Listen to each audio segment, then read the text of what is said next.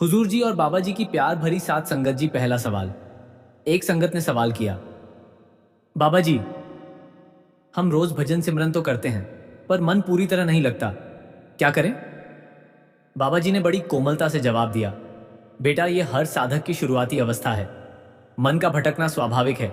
जैसे नदी की धारा को किनारे लाना हो तो उसे बार बार मोड़ना पड़ता है, वैसे ही मन को सिमरन में लाना पड़ता है। तुम जब भी महसूस करो कि मन भटक गया है तो घबराना मत, बस धीरे धीरे उसे फिर से नाम की ओर ले आओ। अभ्यास से, नियमितता से धीरे धीरे मन रुकेगा। जैसे कोई किसान बीज बोता है और रोज पानी देता है, एक दिन फल आता ही है। बस धैर्य रखो और लगन से सिमरन करो। एक दिन वह समय आएगा जब सिमरन खुद ब खुद चलने लगेगा। दूसरा सवाल। एक लड़की ने सवाल किया, बाबा जी, हमें कैसे पता चलेगा कि हम सही रास्ते पर चल रहे हैं? बाबा जी मुस्कुराए और बोले, बेटा, सबसे बड़ी निशानी है तुम्हारे मन में शांति। जब तुम अपने कामों में, रिश्तों में, अकेलेपन में, हर जगह एक आंतरिक शांति महसूस करो तो समझो कि रास्ता सही है। और दूसरी निशानी, जब तुम दूसरों के प्रति अपने व्यवहार में दया, करुणा, धैर्य का अनुभव करो तो समझो कि मालिक तुम्हारे साथ है। बाहरी चमक दमक से नहीं, भीतर की शीतलता से पहचानो, यही सही रास्ते की पहचान है। तीसरा सवाल। एक युवक ने पूछा, बाबा जी, क्या मालिक हर प्रार्थना सुनता है? बाबा जी ने गहराई से कहा, बेटा, मालिक तो हर प्रार्थना सुनता है, चाहे वह फुसफुसाहट हो, चाहे कोई आ हो, चाहे मौन दुआ हो। पर मालिक हमेशा हाँ नहीं कहता। कभी वह रुको कहता है, कभी ये तुम्हारी भलाई में नहीं कहता है। जैसे कोई पिता अपने बच्चे को हर चीज नहीं देता, सिर्फ वही देता है जो उसके लिए अच्छा है, ठीक वैसे ही मालिक भी करता है। इसलिए प्रार्थना करो, पर विश्वास रखो, जो होगा वही तुम्हारे लिए सर्वश्रेष्ठ होगा। चौथा सवाल। एक बीवी ने पूछा, बाबा जी, हम अपने गुस्से पर काबू कैसे करें? बाबा जी ने बड़े धैर्य से समझाया, बेटा, गुस्सा एक ऐसी आग है जो पहले खुद को जलाती है, फिर दूसरों को। इसका सबसे अच्छा इलाज है अंतराल। जब भी गुस्सा आए तो उस वक्त कुछ मत बोलो, कुछ मत करो, बस गहरी सांस लो और 3 बार मालिक का नाम लो, राधा स्वामी या सतनाम। यह नाम गुस्से को शांत करने का सबसे बड़ा मंत्र है। और एक और बात, गुस्सा अक्सर हमारी अपेक्षाओं से पैदा होता है। जब हम दूसरों से बहुत उम्मीद करते हैं और वे पूरी नहीं होती तो गुस्सा आता है। इसलिए उम्मीदों को थोड़ा कम करो, शांति खुद आएगी। पांचवा सवाल। एक भाई ने कहा, बाबा जी, मैं बहुत कोशिश करता हूं, पर मेरा आत्मविश्वास कम है, कैसे बढ़ाऊं? बाबा जी ने प्रेम से कहा, बेटा, सबसे पहले यह जान लो, तुम अकेले नहीं हो, मालिक तुम्हारे साथ है। जब तुम सिमरन करते हो तो तुम्हारे भीतर एक शक्ति आती है, वही तुम्हारा आत्मविश्वास है। एक छोटी सी बात याद रखो, पिछली सफलताओं को याद करो, चाहे वह कितनी छोटी क्यों ना हो, इससे विश्वास बढ़ता है। और हाँ, उगिलन कुछ चाहिए, दूसरों की तुलना में खुद को मत देखो। तुम अपनी एक अलग यात्रा हो। अपने आप पर भरोसा रखो और मालिक पर भरोसा रखो, ये बस इतना काफी है। छठा सवाल। एक बहन ने पूछा, बाबा जी, मैं सुबह उठकर सिमरन करती हूँ, पर काम पर जाते जाते मन बिखर जाता है, क्या करूं? बाबा जी ने समझाया, बेटा, यह बहुत स्वाभाविक है, संसार की भागदौड़ में मन का बिखरना। इसका एक आसान उपाय है, काम के बीच बीच में 2 सांस मालिक के नाम की। जब भी थोड़ा सा समय मिले, लिफ्ट में, चाय के ब्रेक में, सड़क पार करते वक्त, बस 2 बार नाम लो। और काम खत्म करने के बाद शाम को 5 मिनट बैठकर उस पूरे दिन को मालिक को समर्पित कर दो, जो भी किया तेरे लिए किया। इससे मन फिर से जुड़ जाता है। सातवां सवाल। एक संगत ने सवाल किया, बाबा जी, हम दूसरों को माफ कैसे करें जब उन्होंने हमें बहुत दुख पहुंचाया हो? बाबा जी ने अत्यंत करुणा से कहा, बेटा, माफ करना आसान नहीं होता, यह दिल का बहुत बड़ा काम है। पर सोचो, जब तुम किसी को माफ नहीं करते तो वह व्यक्ति तुम्हारे मन में हर दिन जहर घोलता है। वह तुम्हें दिन रात परेशान करता है, जबकि उसे पता भी नहीं होता। माफ करना असल में खुद को उस बोझ से मुक्त करना है।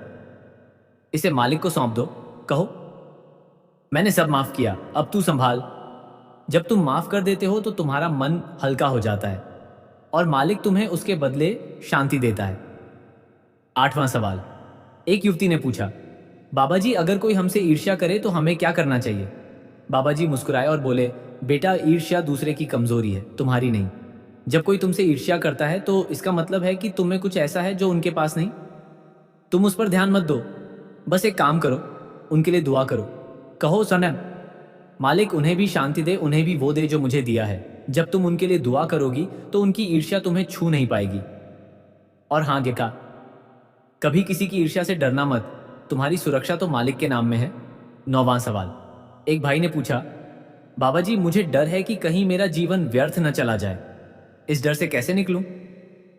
बाबा जी ने शांति से कहा, बेटा कोई भी जीवन व्यर्थ नहीं होता। हर आत्मा कुछ सीखने और कुछ सिखाने आती है। यदि तुमने कभी किसी को सुख दिया, कभी किसी का दुख बांटा, कभी किसी को सांत्वना दी, तो तुम्हारा जीवन व्यर्थ नहीं। और सबसे बड़ी बात, यदि तुमने नाम सिमरन किया है तो तुम्हारा जीवन कभी व्यर्थ नहीं हो सकता, क्योंकि सिमरन तुम्हें मालिक से जोड़ता है और मालिक से जुड़ी कोई आत्मा कभी व्यर्थ नहीं होती। 10वां सवाल। एक बहन ने पूछा, बाबा जी हम अपने बच्चों को कैसे अच्छे संस्कार दे सकते हैं? बाबा जी ने स्नेह से कहा, बेटा बच्चे नकल करके सीखते हैं। वे उतना नहीं सीखते जितना तुम कहती हो, बल्कि उतना सीखते हैं जितना तुम करती हो। इसलिए सबसे अच्छा तरीका है स्वयं एक अच्छा उदाहरण बनना। अगर तुम सच्ची, ईमानदार, शांत, प्रेममयी हो तो तुम्हारे बच्चे अपने आप वैसे हो जाएंगे।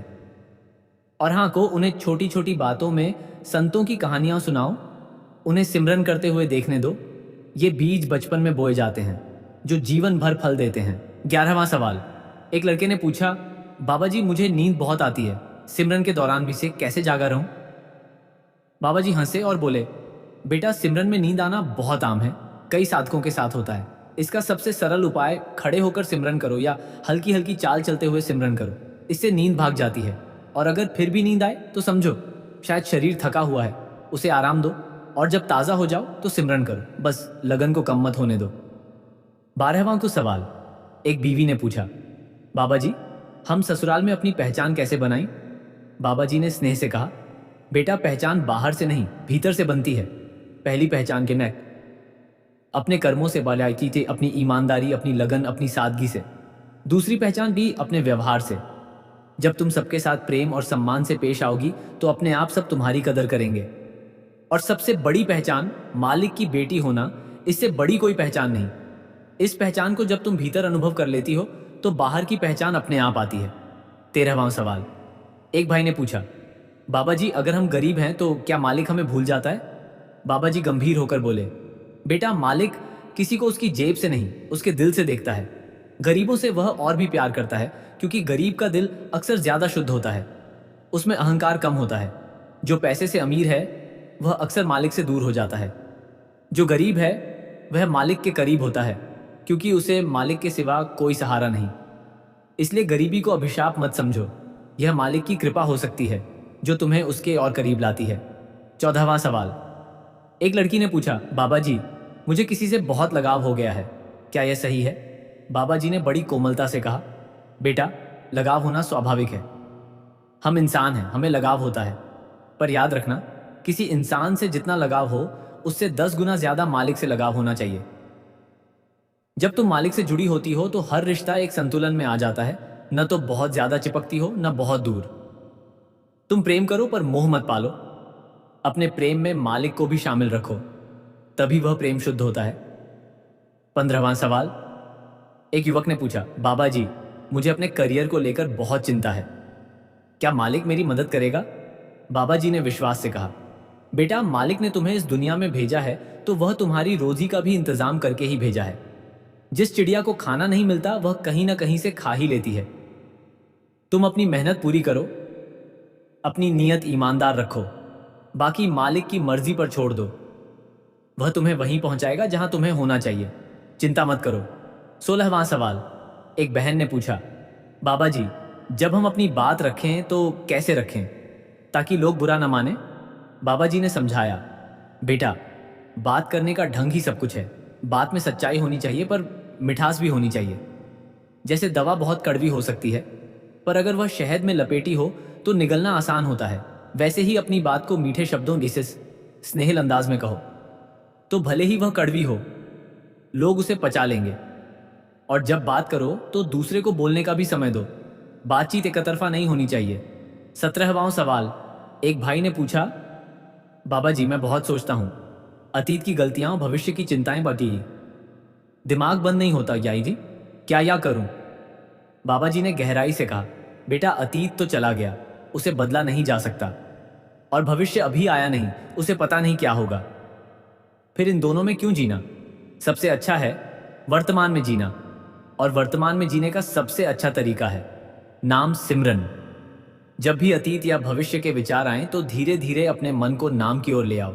जैसे किसी बच्चे को खिलौना दिखाकर उसका ध्यान हटाया जाता है, वैसे ही मन को नाम दिखाओ, डकाइए, वह शांत हो जाएगा। 18वां सवाल। एक बीवी ने पूछा, बाबा जी हम धीरज कैसे पैदा करें? बाबा जी ने स्नेह से कहा, बेटा धीरज आसमान से नहीं गिरता, वह बनता है अभ्यास से, सिमरन से और मालिक की मर्जी को स्वीकार करने से। जब भी कोई मुश्किल आए तो उसे सहने की कोशिश करो, बिना गुस्से के, बिना घबराहट के। जैसे कोई पत्थर बारिश सह लेता है पर हिलता नहीं। हर बार जब तुम धैर्य रखते हो तो तुम्हारा धीरज बढ़ता है। धीरे धीरे तुम्हारी सहन शक्ति इतनी बढ़ जाती है कि कोई बात तुम्हें विचलित नहीं कर सकती। 19वां सवाल। एक लड़की ने पूछा, बाबा जी मैं शादी के बाद बहुत अकेली महसूस करती हूँ। क्यों? बाबा जी ने करुणा से कहा, बेटा शादी के बाद अक्सर महिलाएं अपने घर, अपने दोस्त, अपनी पुरानी जिंदगी से दूर हो जाती हैं। यह अकेलापन स्वाभाविक है, पर इस अकेलेपन को रूहानी यात्रा में बदलो। जब तुम अकेली हो तो मालिक के साथ समय बिताओ, उससे बातें करो, सिमरन करो, उसे अपना साथी बनाओ। जिस इंसान का मालिक साथी है वह कभी अकेला नहीं होता। बाहर कोई ना हो पर भीतर मालिक हो, यही सबसे बड़ा साथ है। 20वां सवाल। एक संगत ने सवाल किया, बाबा जी हम अपने कर्मों का फल कैसे सुधारें? बाबा जी ने स्पष्ट रूप से कहा, बेटा अतीत के कर्मों को तो नहीं बदला जा सकता, पर वर्तमान के कर्मों को बदलकर आने वाले भाग्य को बदला जा सकता है। जैसे कोई बीज बोता है वैसा फल पाता है। आज अच्छा बीज बोओगे तो कल अच्छा फल मिलेगा। ईमानदारी, प्रेम, सेवा, सत्य, ये ऐसे बीज हैं जिनका फल हमेशा अच्छा होता है। और सबसे बड़ा बीज है नाम सिमरन, ये सबसे अच्छा फल देता है, मालिक की कृपा। 21वां सवाल। एक युवक ने पूछा, बाबा जी क्या गुरु के बिना मोक्ष मिल सकता है? बाबा जी ने गहराई से कहा, बेटा जैसे बिना गुरु के अंधेरे में रास्ता नहीं दिखता, वैसे ही बिना सदगुरु के आत्मा का सफर पूरा नहीं होता। गुरु वह दीपक है जो तुम्हें भीतर की ओर ले जाता है। वह तुम्हें बताता है कि मालिक कहाँ है और उस तक कैसे पहुंचना है। इसलिए गुरु की कृपा अनमोल है, उनके बिना तो कोई भी इस भवसागर को पार नहीं कर सकता। गुरु ही नाव है, गुरु ही मझधार है। 22वां सवाल। एक बहन ने पूछा, बाबा जी जब कभी मैं उदास होती हूं तो सिमरन नहीं कर पाती, बस कहीं मन कुछ नहीं करना चाहता, कि क्या करूं? बाबा जी ने बड़े प्रेम से कहा, बेटा उदासी के क्षणों में सबसे ज्यादा सिमरन की जरूरत होती है, बिल्कुल वैसे जैसे बीमारी में दवा की। जब मन कहे नहीं करना तो उस वक्त उठो और 1 मिनट के लिए ही सही बैठकर नाम लो। बस 5 बार राधा स्वामी कहो, देखना उदासी का एक टुकड़ा टूटेगा। धीरे धीरे नाम की ताकत से उदासी कम हो जाती है, क्योंकि जब तुम नाम लेते हो तो मालिक को बुलाते हो, और जब मालिक आता है तो उदासी वहां टिक नहीं सकती। 23वां सवाल। एक भाई ने पूछा, बाबा जी हम दूसरों की गलतियां कैसे भूलें? बाबा जी ने सहजता से कहा, बेटा दूसरों की गलतियां याद रखना एक कूड़ेदान की तरह है, जिसे तुम अपने मन में रखते हो और वह बदबू फैलाता रहता है। जितनी जल्दी तुम उसे फेंको उतना अच्छा। और यह भी याद रखो, तो खुद से पूछो, चाची क्या मैंने कभी कोई गलती नहीं की है? तो फिर दूसरों की गलती पर इतना क्यों अटक जाते हो? क्षमा करो, क्योंकि मालिक खुद क्षमाशील है। जो माफ करता है उससे मालिक खुश होता है। 24वां सवाल। एक लड़की ने पूछा, बाबा जी मैं अपने माता पिता के लिए क्या कर सकती हूँ? बाबा जी की आंखों में नमी आ गई। बेटा माता पिता सेवा से बड़ा कोई कर्म नहीं है, उनकी सेवा में पूरी भक्ति समाई है। तुम जो कर सकती हो, उनकी बातें सुनो, उनका सम्मान करो, उन्हें बूढ़ा मत कहो, बल्कि उनके अनुभवों को महत्व दो। और सबसे बड़ी बात, उनकी दुआ लो। माँ बाप की दुआ से ज्यादा शक्तिशाली कुछ नहीं। और उनके लिए सिमरन करो धारी, उनके नाम का दान मालिक से मांगो, नहीं, यही सबसे बड़ी सेवा है। 25वां सवाल। एक युवक ने पूछा, बाबा जी मेरा दोस्त नशा करता है, मैं उसे कैसे रोकूं? बाबा जी ने व्यावहारिक सलाह दी, बेटा नशा छुड़ाना कठिन है पर असंभव नहीं। पहले उससे बात करो जब वह शांत हो, न कि जब वह नशे में हो। उसे उसके परिवार, उसके सपनों, उसके भविष्य की याद दिलाओ और खुद उसके लिए सिमरन करो। क्या? क्योंकि नशे की लत असल में आत्मा की चीख है। जब तुम उसके लिए दुआ करोगे तो एक ताकत उसके पास जाएगी, बाकी मालिक करुणा करेगा। 26वां सवाल। एक बीवी ने पूछा, बाबा जी हम सुबह उठकर क्या करें जिससे पूरा दिन अच्छा जाए? बाबा जी ने सरल उपाय बताया, बेटा सुबह उठते ही सबसे पहले मालिक को याद करो, बिना फोन देखे, बिना किसी बातचीत के, बस 1 मिनट मौन बैठो। फिर मन में कहो, मालिक आज का दिन तेरा नाम, तेरी सेवा, जी जो हो तेरी मर्जी, बस इतना संकल्प ले लो। इसके बाद दिन की शुरुआत करो।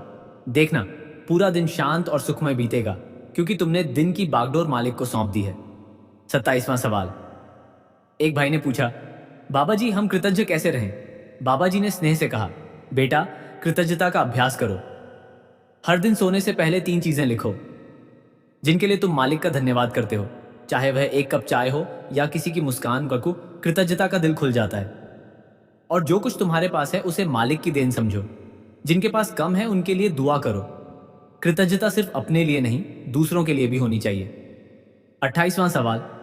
एक बहन ने पूछा, बाबा जी मेरी सास बहुत सख्त हैं, कैसे निभाऊं? बाबा जी ने धैर्य से कहा, बेटा जब कोई सख्त होता है तो अक्सर वह अपने अनुभवों का नतीजा होता है। शायद उन्होंने कठिन जीवन देखा हो।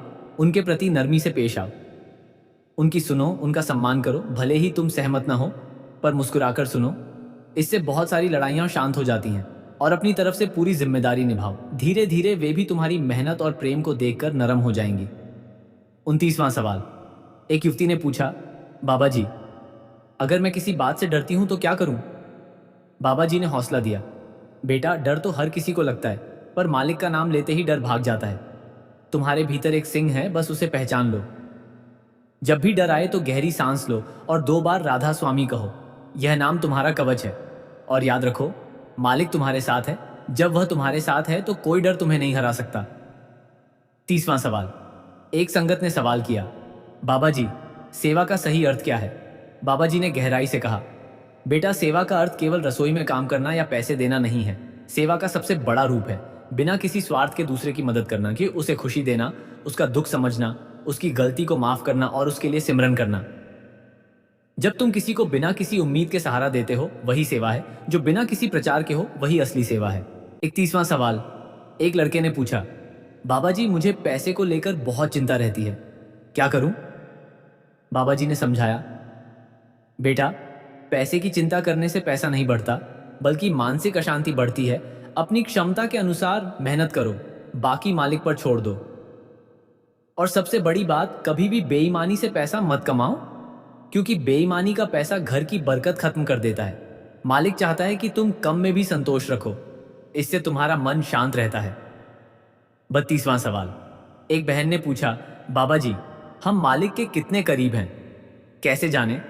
बाबा जी ने मुस्कुराकर कहा, बेटा यह पूछना ही मालिक के करीब होने की निशानी है।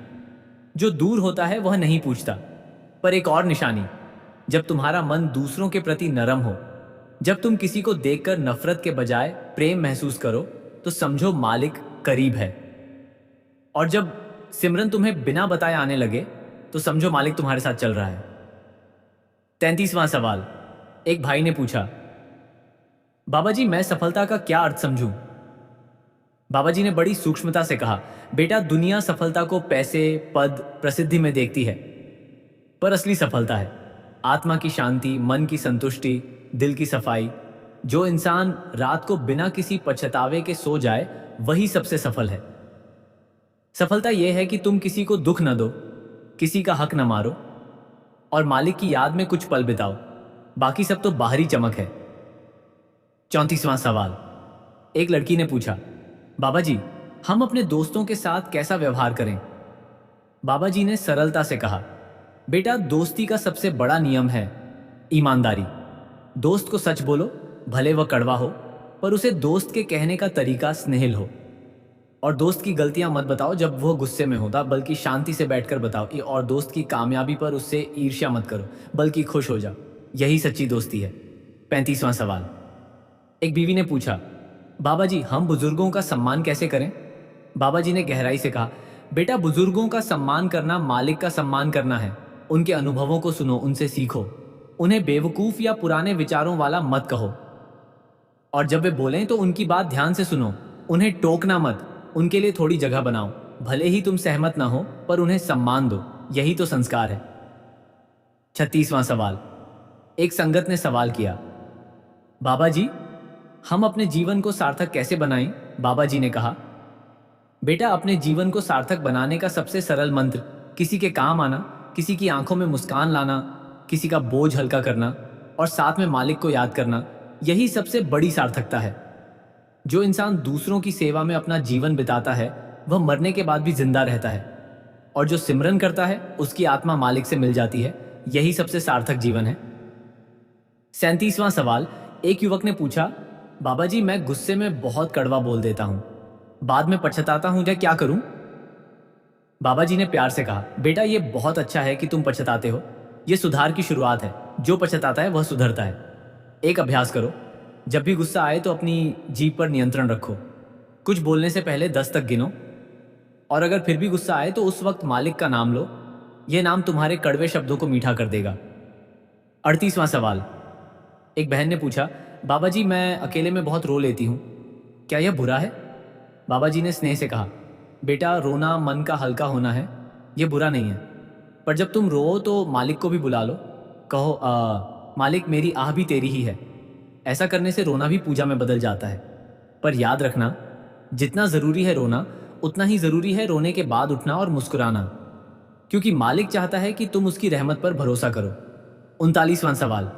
एक भाई ने पूछा, बाबा जी क्या मालिक हर जगह है? बाबा जी ने मुस्कुराकर कहा, बेटा जैसे हर कण में एक अदृश्य शक्ति है, वैसे ही मालिक हर जगह है। सूरज की किरणों में, बहती हवा में, बच्चे की मुस्कान में, पक्षियों की चहचहाहट में, वह हर जगह है। पर सबसे बड़ा निवास वह तुम्हारे भीतर है। अपने दिल में उसे खोजो, वहां वह बैठा है। बस तुम उसे खोजने की कोशिश करो। 40वां सवाल। एक लड़की ने पूछा, बाबा जी हम दूसरों को कैसे खुश कर सकते हैं? बाबा जी ने सरलता से कहा, बेटा किसी को खुश करने के लिए बड़ी चीजों की जरूरत नहीं। एक प्यार भरी नजर, एक ईमानदार तारीफ, एक हल्की सी मुस्कान, एक गर्मजोशी भरी बात, यही चीजें दूसरों को खुश कर देती हैं। और सबसे बड़ी बात, उनकी बात सुनो। अक्सर लोगों को कोई नहीं सुनता। जब तुम किसी को सच में सुनती हो तो वह बहुत खुश होता है। 41वां सवाल। एक बीवी ने पूछा, बाबा जी मैं अपने पति के साथ ज्यादा समय नहीं बिता पाती, क्या करूं? बाबा जी ने स्नेह से कहा, बेटा समय की कमी हो सकती है, पर गुणवत्ता से भरपूर समय बिताओ। जितना समय मिले उसमें पूरी उपस्थिति हो। फोन अलग रखो, ध्यान उनमें हो। बस 5 मिनट सच्ची बातचीत, 5 मिनट साथ बैठना पहिए, यही काफी है। और उनके लिए सिमरन करो, यह सबसे बड़ी सेवा है। 42वां सवाल। एक संगत ने सवाल किया, बाबा जी हम धन को सही तरीके से कैसे इस्तेमाल करें? बाबा जी ने व्यावहारिक सलाह दी, बेटा धन वह साधन है जो सेवा के काम आता है, अपने परिवार के लिए, अपनी जरूरतों के लिए और थोड़ा दूसरों के लिए। 3 हिस्से करो, एक खुद के लिए, एक परिवार के लिए, एक जरूरतमंदों के लिए, और बाकी मालिक पर भरोसा रखो। धन का सही उपयोग ही असली मालिक की कृपा को बुलाता है। 43वां सवाल। एक युवक ने पूछा, बाबा जी मुझे बहुत जल्दी सब कुछ पा लेने की आदत है, पर नहीं मिलता, निराशा होती है, क्या करूं? बाबा जी ने धैर्य सिखाते हुए कहा, बेटा यह आदत तुझे निराश करेगी, धैर्य सीख। जैसे पेड़ को बढ़ने में साल लगते हैं, वैसे ही हर चीज को अपना समय लगता है। तू अपनी मेहनत कर, बाकी समय को मालिक की मर्जी पर छोड़ दे। जो उसकी मर्जी होगा वही तुझे मिलेगा, और जब मिलेगा तो सही समय पर मिलेगा। 44वां सवाल। एक बहन ने पूछा, बाबा जी मैं आलसी हूं, कैसे सुधारूं? बाबा जी मुस्कुराए और बोले, बेटा आलस्य से बड़ा कोई दुश्मन नहीं। इसका एक ही इलाज, छोटे छोटे काम करना शुरू करो, बिना सोचे फरी बस करो। एक बार शुरुआत हो जाए तो आलस्य भाग जाता है। और आलस्य को मालिक की याद से हराओ। जब आलस्य आए तो तुरंत उठो और राधा स्वामी बोलो, यह नाम तुम्हें तुरंत सक्रिय कर देगा। 45वां सवाल। एक लड़की ने पूछा, बाबा जी मैं किसी को अपनी बात कैसे मनवाऊं? बाबा जी ने सूक्ष्मता से कहा, बेटा किसी को मनवाना मतलब उसके दिमाग से नहीं, उसके दिल से बात करो। जब तुम उसे अनुभव कराओ कि तुम्हारी बात उसकी भलाई के लिए है तो वह खुद मान जाता है। और जब तुम बात करो तो उसे दोष मत दो, बल्कि उसे एक साथी के रूप में देखो। हम दोनों मिलकर कैसे सही करें, यह बात उसे स्वीकार करने में मदद करती है। 46वां सवाल। एक भाई ने पूछा, बाबा जी मैं दूसरों की तारीफ क्यों नहीं कर पाता?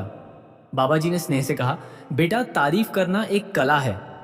जब तुम दूसरे की तारीफ करते हो तो वह खुश होता है और तुम्हारा दिल भी हल्का होता है। शुरू करो छोटी छोटी तारीफों से। तेरी बात अच्छी है, तेरा काम सही है। देखना धीरे धीरे यह तुम्हारी आदत बन जाएगी और इससे तुम्हारे रिश्ते बेहतर हो जाएंगे। 47वां सवाल। एक बीवी ने पूछा, बाबा जी बच्चे बहुत शरारत करते हैं, कैसे संभालूं? बाबा जी ने मुस्कुराते हुए कहा, बेटा, बच्चों की शरारत ही उनकी पहचान है। उन्हें दबाओ मत, पर सीमाएं भी बताओ, तब प्यार से समझाओ कि क्या सही है और क्या गलत। और सबसे बड़ी बात, उनके साथ खुद भी बच्चा बनो तो वे तुम्हारी बात सुनेंगे। डांटने से नहीं, प्यार से बच्चे सुधरते हैं। 48वां सवाल। एक संगत ने पूछा, बाबा जी, हम अपनी गलतियां कैसे स्वीकार करें?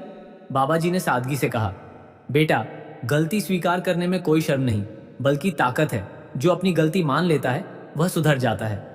और सबसे बड़ी बात, गलती स्वीकार करना मालिक के सामने झुकने जैसा है। जो झुकता है उसे मालिक उठाता है। बस एक बार कहो, "देख, मुझसे गलती हुई, मैं सुधरूंगा।" यही काफी है। 49वां सवाल। एक युवती ने पूछा, बाबा जी, मैं दूसरों की नकारात्मक बातों से कैसे बचूं? बाबा जी ने सुरक्षा मंत्र दिया, बेटा, नकारात्मकता एक जहर है। जब कोई नकारात्मक बात करे तो उसे अपने मन में ना आने दो। जैसे कोई गंदी वस्तु अगर तुम्हारे घर के दरवाजे पर आए तो तुम उसे अंदर नहीं आने देते, वैसे ही नकारात्मक बातों को दिमाग में प्रवेश मत दो। और हर नकारात्मकता के जवाब में मालिक का नाम लो। ये सबसे बड़ा बचाव है। 50वां सवाल। एक भाई ने पूछा, बाबा जी, मैं अपनी आदतें कैसे बदलूं? बाबा जी ने व्यावहारिक सलाह दी, बेटा, आदत को बदलने में 21 दिन लगते हैं। कोई भी एक आदत पकड़ो, जैसे सुबह उठकर सिमरन या गुस्सा ना करना को के आया, 21 दिन लगातार अभ्यास करो और हर दिन मालिक का नाम लो। देखना, 21 दिन के बाद वह आदत तुम्हारे स्वभाव का हिस्सा बन जाएगी। मालिक की कृपा से कोई आदत बदली जा सकती है। 51वां सवाल। एक बहन ने पूछा, बाबा जी, मुझे दूसरों से तुलना करने की आदत है, कैसे छोड़ूं? बाबा जी ने स्नेह से कहा, बेटा, तुलना एक जहर है। जब तुम दूसरों से अपनी तुलना करती हो तो या तो अहंकार आता है या ईर्ष्या। दोनों बुरे हैं। बस इतना देखो, कल से तुम कितनी बेहतर हो। अपनी यात्रा को देखो, दूसरों की नहीं। मालिक ने हर किसी को अलग बनाया है। तुम अपनी सबसे अच्छी बनो। बस इतना ही काफी है। 52वां सवाल। एक संगत ने सवाल किया, बाबा जी, हम मौन की शक्ति कैसे समझें? बाबा जी ने गहराई से कहा, बेटा, मौन बहुत शक्तिशाली है। जब तुम बोलते हो तो शब्द निकल जाते हैं। जब तुम मौन हो तो तुम सुन सकते हो, दूसरों को, अपने मन को, और सबसे बड़ी बात, मालिक को। हर दिन कुछ पल मौन बिताओ, ये बिना किसी विचार के बाद। बस शांत बैठो, लौटाई। इसी मौन में मालिक तुमसे बात करता है। 53वां सवाल। एक लड़के ने पूछा, बाबा जी, मैं आत्महत्या के विचारों से परेशान हूं, क्या करूं? बाबा जी बहुत गंभीर हो गए। उन्होंने करुणा से कहा, बेटा, ये विचार एक बीमारी की तरह हैं। इन्हें आने मत दो। समझो तुम अकेले नहीं हो। मालिक तुम्हारे साथ है। ये पल बीत जाएंगे। अपने किसी करीबी से बात करो। और सबसे बड़ी बात, सिमरन करो। जब तुम सिमरन करोगे तो ये विचार कमजोर पड़ जाएंगे। और हाँ, मैं तुम्हारे लिए दुआ करूंगा। मालिक तुम्हें इससे बाहर निकालेगा। बस एक दिन में एक कदम बढ़ाओ। 54वां सवाल। एक बीवी ने पूछा, बाबा जी, हम नौकरी और परिवार के बीच संतुलन कैसे बनाएं? बाबा जी ने सरलता से कहा, बेटा, संतुलन की कुंजी है टाइम मैनेजमेंट। नौकरी के समय नौकरी करो पूरी लगन से, पर जब घर आओ तो घर को पूरा समय दो। दोनों में से किसी को मत छोड़ो। और बीच में 2-3 बार सिमरन की सांस लो। यही तुम्हें संतुलित रखेगा। 55वां सवाल। एक युवती ने पूछा, बाबा जी, मैं अपनी सोच कैसे सकारात्मक बनाऊं? बाबा जी ने स्नेह से कहा, बेटा, सकारात्मकता एक आदत है। हर सुबह 3 अच्छी बातें सोचो जो तुम्हारे पास हैं, और नकारात्मक विचार आए तो तुरंत उसे सकारात्मक में बदलो। जैसे, आज मौसम खराब है के बजाय बारिश मालिक की रहमत है। मालिक का नाम लेते ही सोच पॉजिटिव हो जाती है। 56वां सवाल। एक भाई ने पूछा, बाबा जी, मैं अकेला महसूस करता हूं, क्या करूं? बाबा जी ने प्रेम से कहा, बेटा, अकेलापन एक मौका है मालिक के साथ समय बिताने का। जब तुम अकेले हो तो बैठो, सिमरन करो, मालिक से बातें करो। जो इंसान मालिक से बात करना सीख जाता है वह कभी अकेला नहीं होता। और सत्संग में आओ, यहां अपने जैसी आत्माएं हैं, तुम अकेले नहीं हो। मालिक हमेशा तुम्हारे साथ है। 57वां सवाल। एक बहन ने पूछा, बाबा जी, हम दूसरों की बुराई से कैसे बचें? बाबा जी ने कहा, बेटा, दूसरों की बुराई पर ध्यान मत दो, क्योंकि जो दूसरे की बुराई करता है वह अपनी बुराई बोता है। बस अपने कर्मों को सही रखो। और अगर कोई तुम्हारी बुराई करे तो उसे मालिक को सौंप दो। कहो का, मालिक, यह तेरा काम है, और खुद मौन रहो। मौन सबसे बड़ा उत्तर है। 58वां सवाल। एक संगत ने सवाल किया, बाबा जी, हम मालिक की कृपा कैसे पाएं? बाबा जी ने एक सूत्र दिया, बेटा, मालिक की कृपा का सबसे सरल रास्ता है ईमानदारी से सिमरन करना और दूसरों के लिए दुआ करना। जब तुम किसी और के लिए मालिक से कुछ मांगते हो तो मालिक बहुत खुश होता है। कृपा अपने आप आती है। तुम मांगो मत, बस अच्छे बनो, कृपा तुम्हारा पीछा करेगी। 59वां सवाल। एक लड़की ने पूछा, बाबा जी मुझे डर है, कहीं मैं किसी को दुख ना दे दूं, क्या करूं? बाबा जी ने करुणा से कहा, बेटा ये डर बहुत अच्छा है। ये दिखाता है कि तुम्हारा दिल कोमल है, पर कोई भी इंसान पूरा नहीं। तुमसे गलती हो सकती है, अगर हो तो तुरंत कह दो, मुझसे गलती हुई, मुझे क्षमा करो, और आगे बढ़ो। इस डर को इतना हावी मत होने दो कि तुम कुछ कर ही ना पाओ। मालिक तुम्हारी नीयत देखता है। 60वां सवाल। एक भाई ने अंत में पूछा, बाबा जी हम मालिक से कैसे बात करें? बाबा जी की आंखों में रोशनी आ गई। बेटा मालिक से बात करने के लिए किसी खास भाषा की जरूरत नहीं, बस दिल से बात करो, जैसे तुम अपने सबसे करीबी दोस्त से करते हो। मालिक मैं यहां हूं, तू कहां है? मालिक मुझे तेरी जरूरत है। ये सरल शब्द ही काफी हैं। और सबसे बड़ी बात, सिमरन ही मालिक से बात करने का सबसे प्यारा तरीका है। जब तुम नाम लेते हो तो मालिक तुम्हें सुनता है और तुम्हारे करीब आ जाता है। बस एक नाम धिकार और मालिक तुम्हारे साथ है। राधा स्वामी जी।